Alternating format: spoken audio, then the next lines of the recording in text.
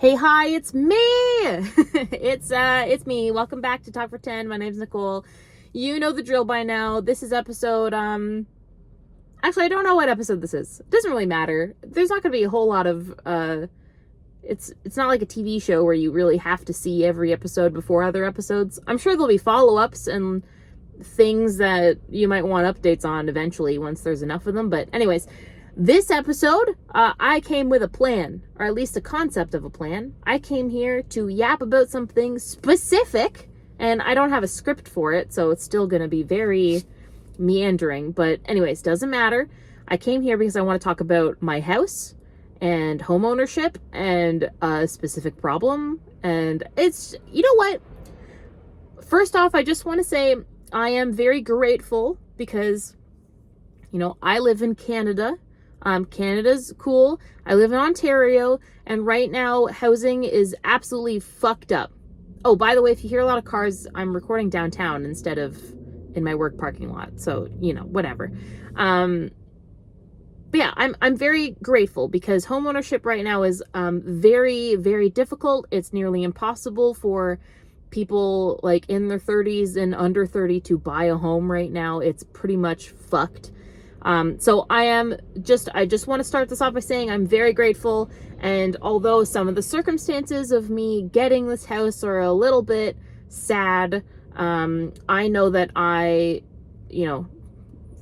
given all the shit that led to me getting a house, I am grateful for having a house. That being said, I've never been a homeowner before. That's not totally true. We'll say I've never been a homeowner before. And this is my first time being the head of the household and being the person where when shit happens, I'm actually the one that has to fix it, like that has to deal with it. Before, you know, when you live in your parents and you're like, oh my God, something happened, the parents figure it out. Or, for the last, 9 to 10 years, I lived with my partner and he was very handy, and very determined to figure things out himself. So he was the one that really dealt with most of it. If something happened, then he fixed it. And now it's my turn where I have a house and I'm the person. I'm the top of the chain. I obviously have people in my life that I can ask for help. Like I'm not an expert in anything. But again, my responsibility to actually solve the problems. So what's going on is I came home last night and there was water in my basement. And you know what? Water is life. Water is good. We love water. Thank you for the water. But we all know that water in places it shouldn't be, specifically in houses, is a problem, and it becomes a big problem. And so water in my basement's not good. Now I had less than an inch of it, but it was kind of pooling under, at the landing of the stairs going into the basement and into there's like a little kitchenette area. And it looks like the sink in the basement backed up. So it smelled like farts down there. Now, it's not sewage water. It's gray water. Like, it's just, it's drain water from the upstairs kitchen sink, the dishwasher, and then that sink down there. I think they're exclusive to each other, but still smelled like fucking farts because pipes don't smell good. That's just how it is. So, yeah, we get down there. House smells like farts. There's water all over the place. And unfortunately, the kitchenette is where I've been storing things until I got to them later. Because, again, I just moved in this summer and the necessities have been unpacked. But that was the area I was going to make my future, like, art studio kind of thing and craft room sort of area. And that's not really mandatory, so I haven't unpacked them yet. They've just been, like, chilling over there. So I do have some wet boxes, and I'm hoping there's nothing too important in those boxes. But that is a problem I have to deal with later. Anyways, we get home, it's like 10 o'clock at night, and now I have water in my basement, and I know that's a problem, and I don't really know how to fix that or deal with it. So, we mopped up as much as we could, and tried to get some out of the carpet, but, with the mop and stuff, and I got a shop vac and, sucked some out of the sink. But I don't know anything about doing anything. And so I did call a plumber, and the plumber came this morning. So, I called last night. We had the emergency kind of dealt with. Water wasn't actively spraying out of anything or leaking out of the walls. It was very clearly backed up from the sink. So we figured if we just don't use the sinks, nothing more will happen. So we just chilling. Called the plumber today. They came in, they did a bunch of stuff, like they cleaned up the water, they loaned me their snail looking crazy industrial fan, so they let me borrow that. They emptied the sink, and then they went into the wall where it's open and checked the pipe. Again, I'm not a plumber, so I'm not a professional. I do have family that does construction and that kind of thing, but again, I kind of have to trust what the plumber is saying. So anyways, basically what he said was he actually cannot get his tool to go into the pipes past like 15 feet or something like that. And he's got a really, really good tool. Like he's one of the highest rated plumbers in the area. We used to use him at the other place that I lived at. So I know that they're great. And yeah, so he comes to me and he's like, listen, so here's the thing.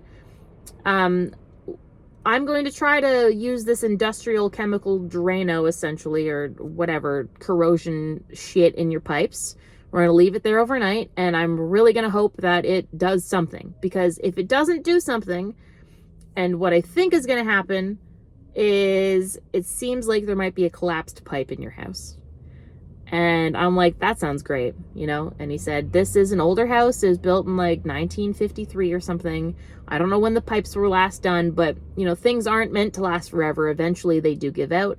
And chances are what happened is that one of the drain pipes has either partially or completely collapsed. So fucking great. But we're going to try the Drano today anyways. So I'll let you know if that is better. But he seemed pretty convinced that that's probably not going to help. We're just doing it in the hopes that it does. And yeah, so what might end up happening is that they might have to rip my floor up downstairs and find where the pipe is broken and then fix it. Or I could choose to reroute the pipe, in which case that would still mean ripping up some wall and doing that. So that's great. You know, I knew that when I got this house that the two problems with it were going to be plumbing and electrical, just because it's an older house. Everything else is pretty good. Like the roof is good and the foundation's fine and the driveway's good. Like everything else is good. But I did know that the plumbing and the electrical is going to be an issue. I just kind of hoped that I had a little bit more time to, I don't know, have the house before having to fix something major. It's fine. It's fine. And you know what? I think that's something that's been helping me with all this is I've been thinking of my house as like a sentient being. I always say hi house, bye house, and, you know, I talk to it like it's a being. And so I'm just trying to imagine that, you know, the house is sentient and it's got a problem and it might need some surgery. And if that's the case, then, you know, if it was my cat, I would pay for the surgery. So it's my house, I got to pay for the surgery. You know, whatever they got to do to fix it, that's what I got to do.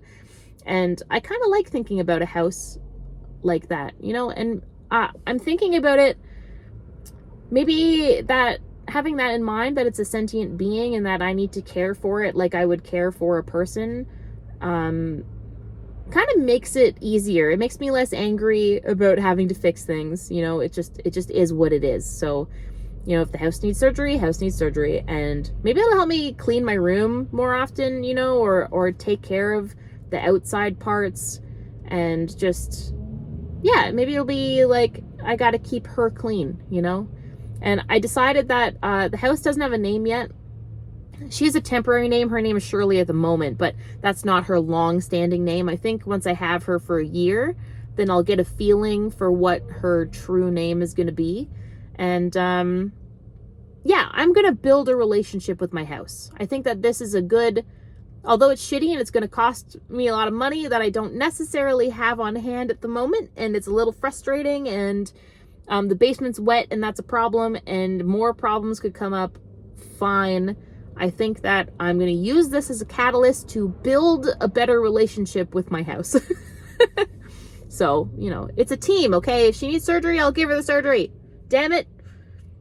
She's a good house. Anyway, I came here to rant about my plumbing problems and that my house is sentient, and I'm going to try to take very good care of her. And now I'm going to take my bubble tea that I just bought, and I'm going to go home and I'm going to drink the bubble tea with my friend who came over to help me organize stuff in the craft room, which we're not going to do now because we're probably just going to move the boxes around so that the plumbers can do stuff. Oh, Thanks for listening. Love you. Bye.